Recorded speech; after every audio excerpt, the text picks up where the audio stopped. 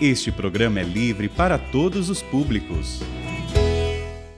É muito bom nós estarmos juntos no programa Bíblia no meu dia a dia e vivendo uma experiência com a primeira carta de São João.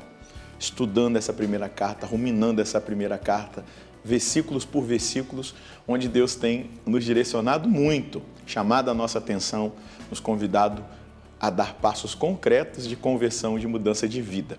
Quero convidar você a abrir o seu coração para o estudo bíblico de hoje e vamos juntos suplicar o dom do Espírito Santo para que Ele nos conceda a graça da compreensão, do entendimento e da aplicação da Santa Palavra na nossa vida. Em nome do Pai, do Filho e do Espírito Santo. Amém. Vinde, Espírito Santo, enchei os corações dos vossos fiéis e acendei neles o fogo do vosso amor. Enviai o vosso Espírito e tudo será criado e renovareis a face da terra.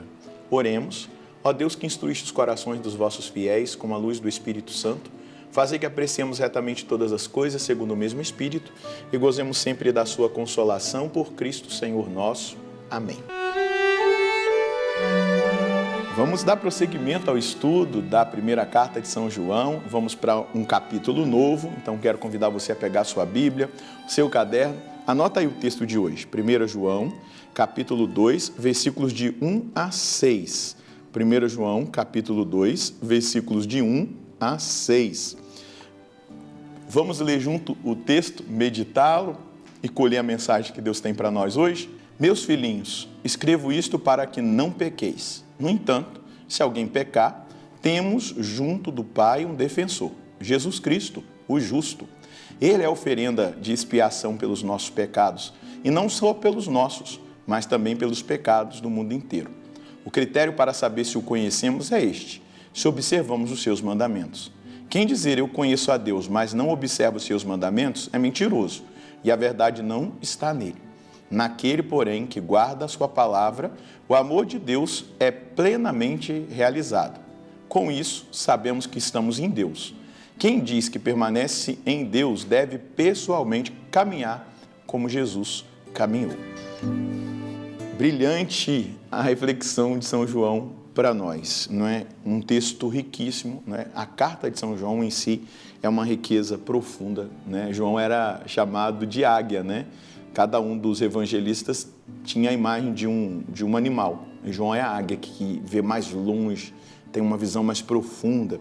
Então, nós vamos colher hoje aquilo que Deus quer falar conosco a partir desse capítulo 2 e esses 6 primeiros versículos. Vamos lá. Meus filhinhos, aqui já mostra, né, que João já está naquela condição de avô, né? Lembra quando ele e seu irmão Tiago pediram para Jesus fazer descer fogo do céu? Os filhos do trovão, olha como que o coração dele já está muito mais macio, mais sensível, né? Meus filhinhos, isso vos escrevo para que não pequeis. Então, a meta é essa, não pecar.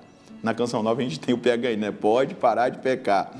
Por hoje eu não vou mais pecar. Não pequeis. No entanto, se alguém pecar, nós temos junto do Pai um paráclito.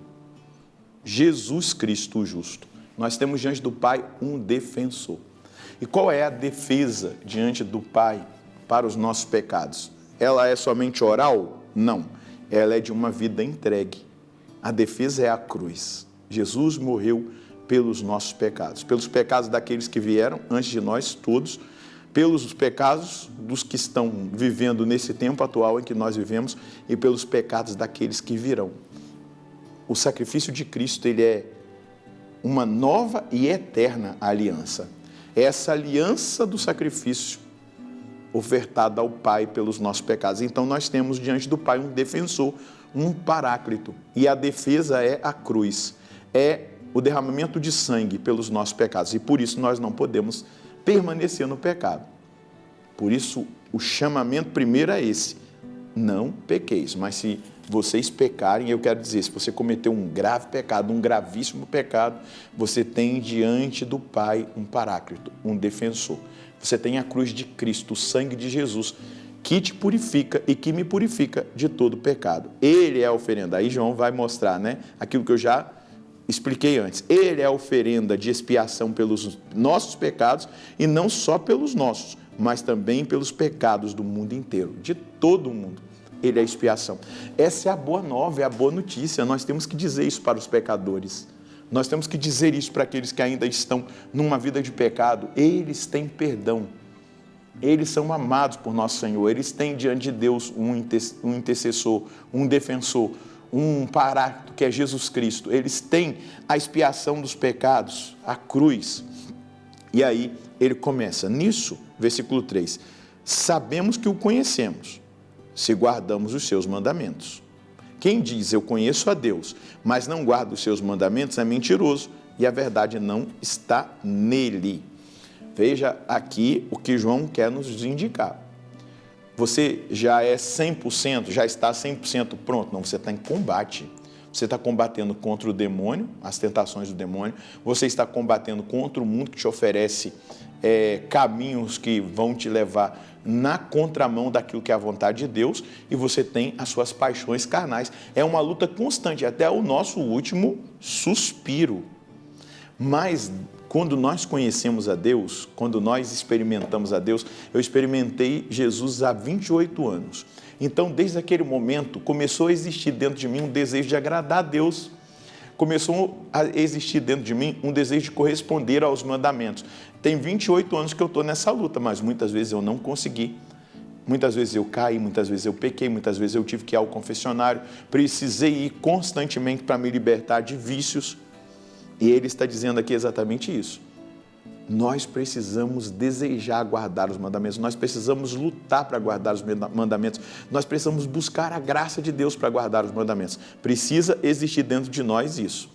Agora, se a pessoa diz que conhece a Deus, que experimentou a Deus, mas não há nenhum desejo no coração dela, nenhum propósito de guardar os mandamentos, pelo contrário, a pessoa facilita o pecado, ela busca o pecado conscientemente, então é por isso que João está dizendo: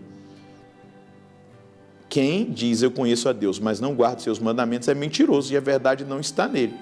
Agora vamos lá, versículo 5. Aquele, porém, que guarda a sua palavra, nele o amor de Deus é consumado. Nisso sabemos que estamos nele. Aquele que, porém, que guarda a sua palavra, aquele que obedece os mandamentos, aquele que guarda a palavra de Deus, o amor de Deus está consumado nele. Ele vai crescendo. É um crescimento, é um progresso, é uma ascensão. Nós vamos ali, dia após dia, experimentando o crescimento do amor de Deus em nós, quando nós fazemos a escolha certa, quando nós escolhemos viver a palavra, quando nós escolhemos obedecer aos mandamentos. E aí termina assim, o versículo 6. Quem diz que permanece em Jesus Cristo, deve também caminhar como ele caminhou. Jesus é o modelo moral que nós devemos seguir. Eu não sei se você já decepcionou-se com alguém que você tinha como um padrão de moralidade. Cuidado em olhar para as pessoas. Não tire os olhos de Jesus. Coloque seu olhar em Jesus. Ele é o modelo moral que nós devemos imitar. Ele é o modelo que nós devemos seguir. É olhando para a vida de Jesus que nós devemos viver a nossa vida. É imitando a Jesus.